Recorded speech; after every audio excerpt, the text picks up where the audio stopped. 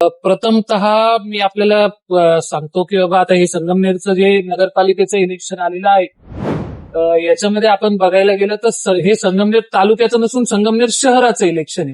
तर यामुळे शहरातले विकास कामं किंवा शहरातल्या सगळ्या गोष्टी यांच्यावर फोकस्ड किंवा यांच्यावर आधारित हे इलेक्शन व्हावं. पहिल्यांदी असं एक जनतेने बघताना त्या इलेक्शनकडे तसं बघावं अशी एक माझी इच्छा आहे बुवा. त्या व्यतिरिक्त समजा संगमनेरची नगरपालिका आपण बघायला गेलं तर इतर नगरपालिकांपेक्षा जेवढं माझं फिरण्यात महाराष्ट्र आला किंवा देशातली इतर ठिकाणं आली, याच्यामध्ये संगमनेरची नगरपालिका ही खूप प्रगती. नशिबाने ही गोल्डन ट्रायंगल मध्येही पडते, पुणे, नाशिक, मुंबईमध्ये.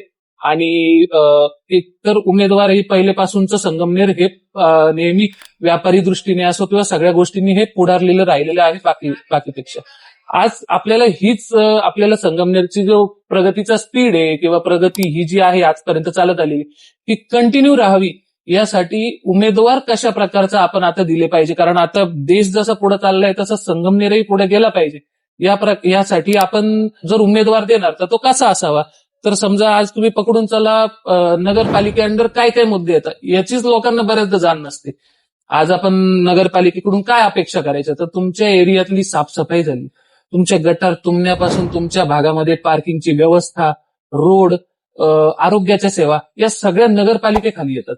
तर याच्यासाठी या गोष्टींना महत्व देणाऱ्या किंवा या गोष्टींना पुढं करणारा उमेदवार आपल्याला तिथं द्यायला पाहिजे. त्याच्यासाठी उमेदवार कसा पाहिजे, तो उमेदवार हा शिक्षित पाहिजे, सुज्ञ असावा, त्याला पब्लिक कनेक्ट असावा.